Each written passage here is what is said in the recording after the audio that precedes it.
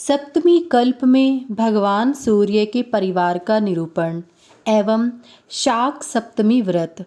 सुमंतु मुनि ने कहा, राजन, अब मैं सप्तमी कल्प का वर्णन करता हूँ।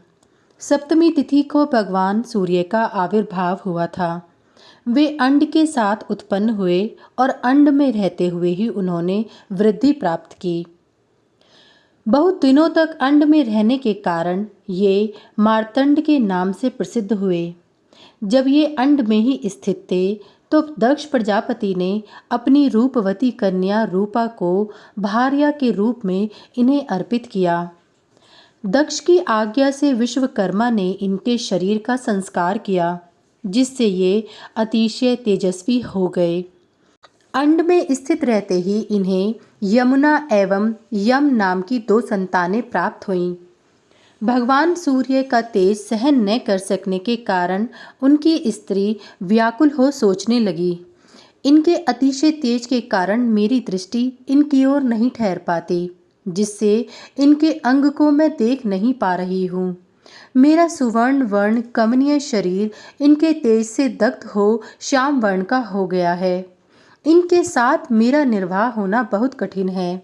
यह सोचकर उसने अपनी छाया से एक स्त्री उत्पन्न कर उससे कहा, तुम भगवान सूर्य के समीप मेरी जगह रहना, परंतु यह भेद खुलने न पाए। ऐसा समझाकर उसने उस छाया नाम की स्त्री को वहां रख दिया था तथा अपनी संतान यम और यमुना को वहीं छोड़कर वह तपस्या करने के लिए उत्तर कुरु देश में चली गईं और वहां घोड़ी का रूप धारण कर तपस्या में रत रहते हुए इधर उधर अनेक वर्षों तक घूमती रहीं। भगवान सूर्य ने छाया को ही अपनी पत्नी समझा। कुछ समय के बाद छाया से शनैश्चर और तप्ती नाम की 2 संतानें उत्पन्न हुईं। छाया अपनी संतान पर यमुना तथा यम से अधिक स्नेह करती थी। एक दिन यमुना और तप्ती में विवाद हो गया। पारस्परिक शाप से दोनों नदी हो गईं। एक बार छाया ने यमुना के भाई यम को ताड़ित किया। इस पर यम ने क्रुद्ध होकर छाया को मारने के लिए पैर उठाया। छाया ने क्रुद्ध होकर शाप दे दिया, मूढ़, तुमने मेरे ऊपर चरण उठाया है, इसलिए तुम्हारा प्राणियों का प्राण हिंसक रूपी यह भीभत्स कर्म तब तक रहेगा जब तक सूर्य और चंद्र रहेंगे। यदि तुम मेरे शाप से कलुषित अपने पैरों को पृथ्वी पर रखोगे तो कृमिगण उसे खा जाएंगे।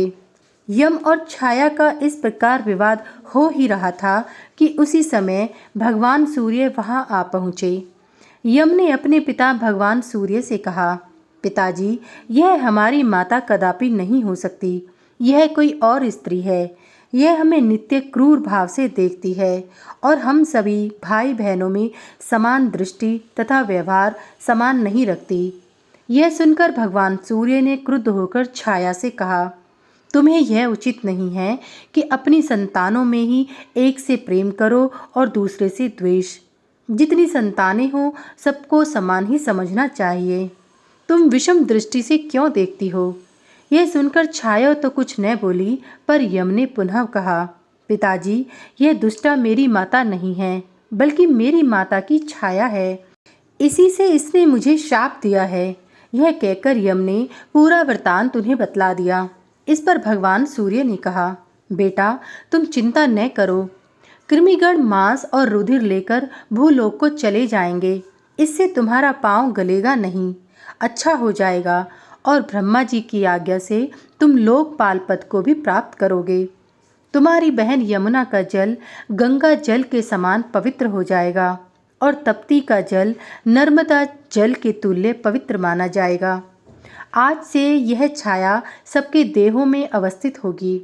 ऐसी अवस्था और मर्यादा स्थित कर भगवान सूर्य दक्ष प्रजापति के पास गए और उन्हें अपने आगमन का कारण बताते हुए संपूर्ण वृतांत कह सुनाया।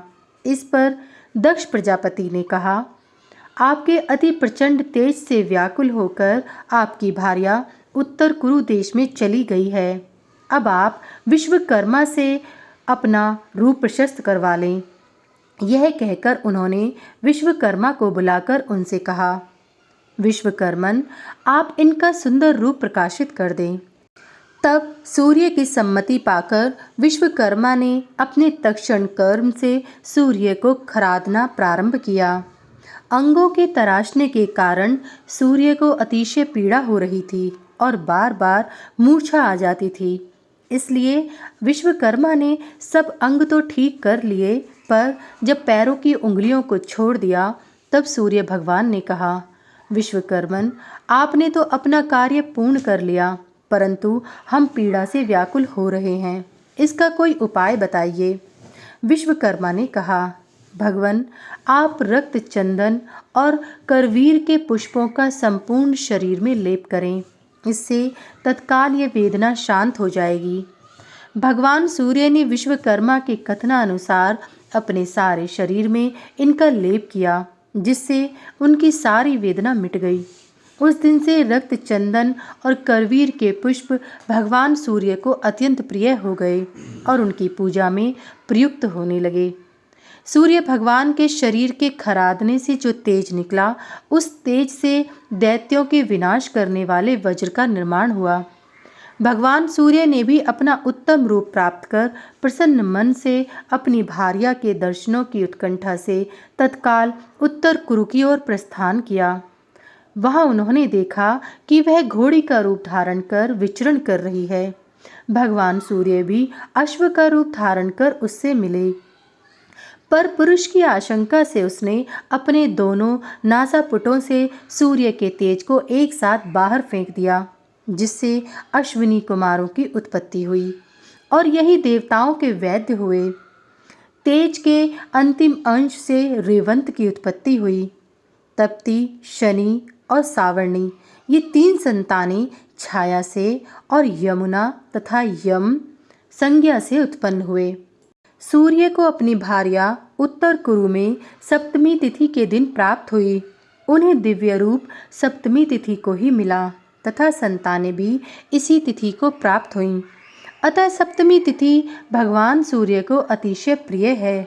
जो व्यक्ति पंचमी तिथि को एक समय भोजन कर षष्ठी को उपवास करता है तथा सप्तमी को दिन में उपवास कर भक्ष्य भोज्यों के साथ विविध शाक पदार्थों को भगवान सूर्य के लिए अर्पण कर ब्राह्मणों को देता है तथा रात्रि में मौन होकर भोजन करता है, वह अनेक प्रकार के सुखों का भोग करता है तथा सर्वत्र विजय प्राप्त करता एवं अंत में उत्तम विमान पर चढ़कर सूर्य लोक में कई मनवंतरों तक निवास कर पृथ्वी पर पुत्र पौत्रों से समन्वित चक्रवर्ती राजा होता है तथा दीर्घ काल पर्यंत निष्कंटक राज्य प्राप्त करता है।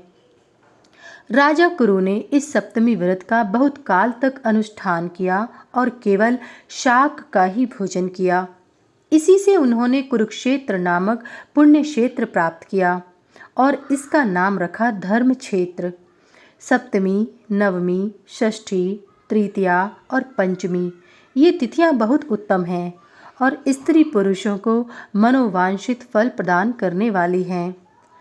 माघ की सप्तमी, अश्विन की नवमी, भाद्रपद की षष्ठी, वैशाख की तृतीया और भाद्रपद मास की पंचमी, ये तिथियां इन महीनों में विशेष प्रशस्त मानी गई हैं। कार्तिक शुक्ला सप्तमी से इस व्रत को ग्रहण करना चाहिए। उत्तम शाक को सिद्ध कर ब्राह्मणों को देना चाहिए और रात्रि में स्वयं भी शाक ही ग्रहण करना चाहिए। इस प्रकार 4 मास तक व्रत कर व्रत का पहला पारण करना चाहिए। उस दिन पंचगव्य से सूर्य भगवान को स्नान कराना चाहिए और स्वयं भी पंचगव्य का प्राशन करना चाहिए।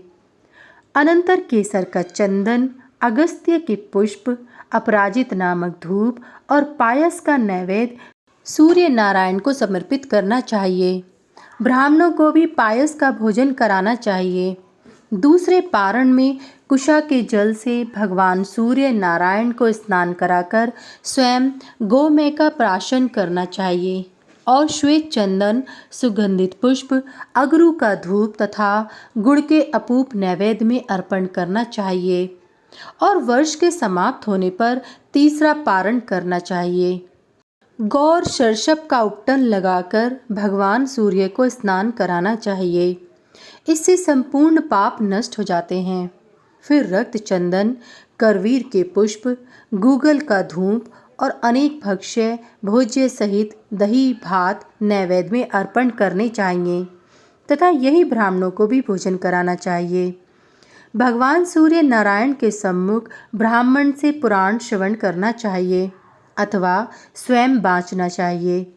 अंत में ब्राह्मण को भोजन कराकर पौराणिक को वस्त्राभूषण दक्षिणा आदि देकर प्रसन्न करना चाहिए।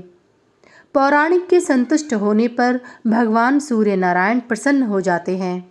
रक्त चंदन, करवीर के पुष्प, गूगल का धूप, मोदक, पायस का नैवेद्य, घृत, ताम्रपात, पुराण ग्रंथ और पौराणिक ये सब भगवान सूर्य को अत्यंत प्रिय हैं। राजन, यह शाक सप्तमी व्रत भगवान सूर्य को अति प्रिय है। इस व्रत का करने वाला पुरुष भाग्यशाली होता है।